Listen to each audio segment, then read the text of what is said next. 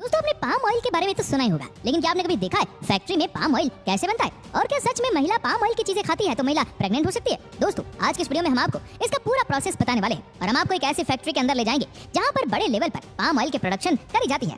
दोस्तों, palm oil की production शुरू होती है पाम के पेड़ों से और ये पेड़ कुछ इस तरह के होते हैं। इतने लंबे पेड़ों से पाम के फलों को निकालने का काम एक बड़ी सी स्टिक की मदद से किया जाता है। अगर आपने आज तक पाम का फल नहीं देखा है तो ये फल कुछ इस तरह से नजर आता है। अगर आगे का बीज दिखाई देगा जिसे पाम नट कहते हैं, जो सफेद रंग का होता है। इसी फल के चारों तरफ मौजूद हिस्से को कहते हैं मेंसोकार्प। अब यहाँ पर पेड़ों में से पाम के फलों को तोड़ा जाता है और फिर ट्रैक्टर में भर लिया जाता है। इस पूरे प्रोसेस को हार्वेस्टिंग कहते हैं, जहाँ पर कई बार पेड़ों से पाम के फलों को निकालने के लिए शॉवेल्स का इस्तेमाल किया जाता है और कई बार एक्सकेवेटर मशीनों का भी इस्तेमाल किया जाता है, जो जमीन पर पड़े इन पाम के फलों को उठाकर ट्रकों में भर देती है। और एक पाम का पेड़ लगभग 16 से 20 किलो तक के पाम के फल को हर साल प्रोड्यूस कर सकते हैं और एक पाम के पेड़ से हम 25 से 30 साल तक पाम ऑयल निकाल सकते हैं।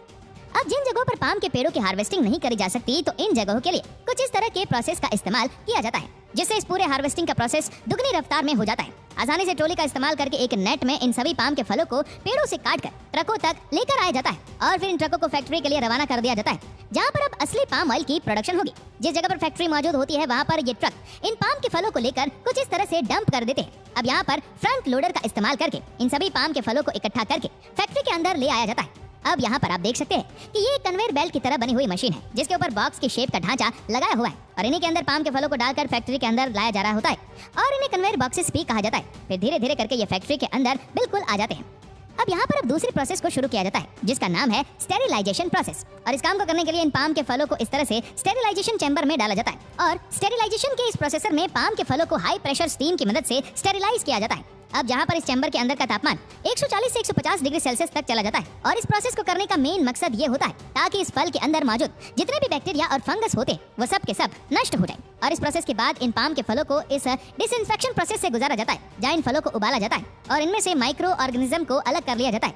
अब यहाँ पर फल देखिए अच्छे से उबल चुके, जिसके बाद उन्हें यहाँ से ले जाकर इन प्लांट में ले जाया जाता है, जिसके लिए यहाँ मौजूद कन्वेयर बेल्ट का इस्तेमाल किया जाता है। अब यहाँ पर आप देख सकते हैं कि धीरे धीरे करके इन उबले हुए पाम के फलों को प्लांट तक लेकर जाया जा रहा होता है, जहाँ इन फलों को कई सारे प्रोसेस से गुजरना पड़ता है और तब जाकर बेहतर क्वालिटी का पाम ऑयल प्रोड्यूस हो पाता है। अब यहाँ पहुँचने के बाद इन सभी उबले हुए फलों को एक स्क्रीपर के अंदर कुछ इस तरह से डाल दिया जाता है, जहाँ पर ये तेजी से घूमता है और फिर धीरे धीरे करके इन फलों में मौजूद खाली ब्रांचेस को निकाल दिया जाता है। अब जैसे कि आप देख ही सकते हैं, ये कितनी तेजी से घूम रहा होता है। जैसे जैसे ये प्रोसेस होती रहती है, वैसे वैसे एक एक करके यहाँ मौजूद कन्वेयर बेल्ट की मदद से ये पाम के फल बाहर आते जाते हैं और सीधा भेज दिए जाते हैं एक डाइजेस्टर मशीन के अंदर, जहाँ पर इन फलों को डाइजेस्ट कर पाने लायक बनाने के लिए हीट का इस्तेमाल किया जाता है। अब यहाँ पर डाइजेस्टर मशीन के अंदर आप देख सकते हैं कि कैसे ये मशीन इन फलों का कचूम्बर बना देती है और फिर थोड़े ही समय के बाद में इन्हें जब इस मशीन के बाहर निकाला जाता है, तब इनका पूरा हुलिया बदलकर कुछ इस तरह से हो जाता है। एकदम पूरी तरह से मसल चुके हैं ये फल।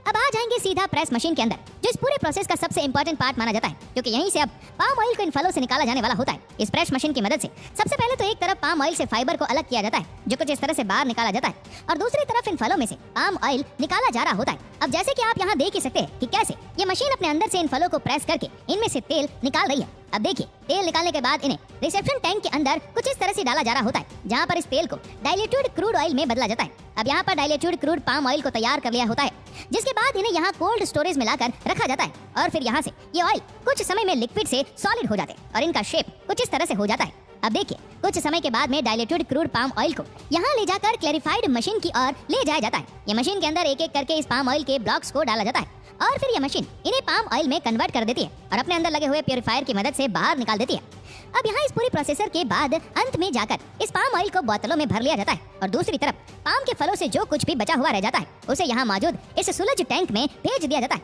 और फिर इन्हें यहीं से डिफेंडर में भेजा जाता है और उनका डिफेंडर स्लाइस बनकर तैयार हो जाता है और बाद में इन्हें मार्केट में बेचने के लिए भेज दिया